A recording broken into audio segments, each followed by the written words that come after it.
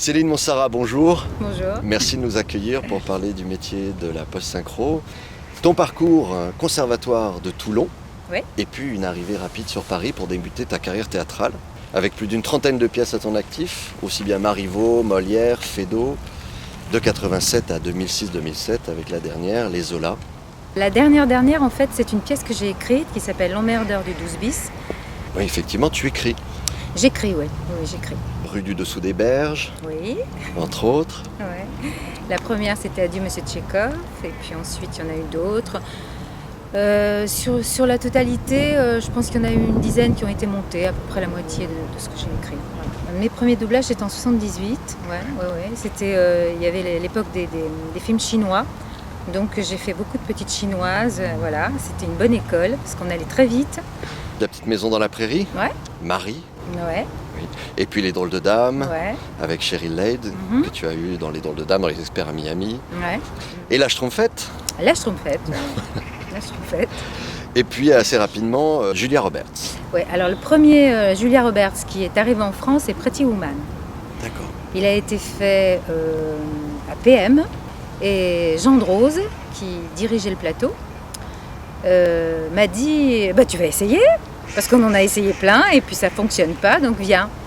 Parle-nous de ta collaboration avec Génie. Alors Génie, c'est une belle aventure, parce que d'abord ça a été une rencontre humaine. Elle travaillait beaucoup, enfin le père de ma fille travaillait beaucoup avec elle, et puis moi je l'ai rencontrée comme ça, un petit peu en dehors du métier, enfin pas vraiment en dehors du métier, mais sur des choses un peu particulières. Et puis elle m'a appelée ensuite, j'ai travaillé sous sa direction. Et c'était très agréable parce que c'est quelqu'un qui aime les comédiens, qui sait te faire aller où elle a envie que tu ailles, qui connaît bien le film qu'elle dirige, qui a une sensibilité très intéressante. Et alors je sais pas, parce que c'est vrai que c'était en fait, quand j'ai commencé à travailler avec Génie, c'est vrai que c'était une des premières femmes qui me dirigeait. Et je trouvais qu'il y avait vraiment une différence entre la direction masculine et féminine. Maintenant, il y a beaucoup de femmes qui dirigent, et c'est très très bien. Ce que les comédiennes donnent à l'écran, on essaie de le digérer le plus vite possible, parce que tout ça va quand même très très vite. Et puis d'être le plus fidèle possible, parce que le doublage, c'est quand même une grosse tricherie au départ. Et c'est un double jeu, quoi. L'acteur à l'écran joue un personnage, et nous, on nous demande, acteurs, de jouer le personnage que joue l'acteur. Donc c'est sur des plans différents, c'est ça qui est très intéressant. Alors en fait on n'en est pas conscient tout de suite de ça. C'est après, je pense qu'il y a un temps où tout d'un coup on se dit ah oui je fais ça comme ça parce que voilà.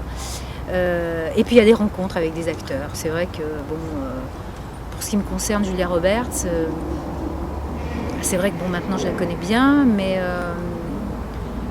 tout ce qu'elle fait, je me dis que si j'avais eu le bonheur, la joie, le privilège de l'interpréter à l'écran, j'aurais essayé de le faire comme elle.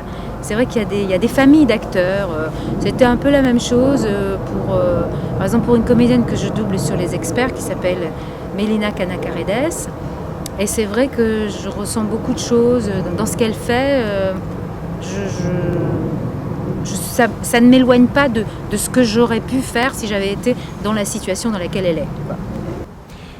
Pour de jeunes comédiens et comédiennes qui débutent, quel conseil tu pourrais donner? D'être très à l'écoute. Il y a beaucoup de comédiens qui ont un gros défaut, et ça peut se comprendre parce que comme tout ça va très vite, on arrive sur un plateau, on fait défiler la bande, on entend l'original, on a un texte qui défile en dessous, et les comédiens, les jeunes comédiens et même d'autres comédiens d'ailleurs, ont tendance à parler directement sur ce qu'ils écoutent. Et je pense que la première chose à faire, dans un premier temps, c'est vraiment la première écoute, c'est se taire et écouter ce que le comédien a fait à l'image, enfin à l'écran, et essayer de s'imprégner de ce qu'il a fait. La technique dans le métier a énormément évolué dans les dernières années. Est-ce que tu peux nous parler de la façon dont ça impacte ton travail? En fait, moi j'ai un petit peu commencé à l'envers. C'est-à-dire que moi, quand j'ai commencé le doublage, on travaillait en longueur. Il n'y avait pas de boucle. Ça allait plus vite. Je suppose que c'était aussi plus économique pour eux, c'est pour ça qu'ils travaillaient comme ça. Donc le jour où je suis arrivée sur un studio où j'ai vu une boucle, c'est-à-dire une scène avec un vrai découpage, j'ai trouvé ça d'abord hyper confortable, très luxueux, on avait le temps, on reprenait. Donc moi j'ai un peu commencé à l'envers. Donc à nouveau, quand après la boucle, on est revenu à la longueur, enfin toutes les boîtes sont passées à ce système-là, moi je veux dire que ça m'a pas, c'était pas un changement quoi, parce que j'avais commencé comme ça. On a en fait adapté, quand on fait un peu de pub voix, on s'aperçoit qu'il y a des techniques qui ont été adaptées au doublage. On peut reprendre sur une lettre, ça évidemment c'est assez formidable.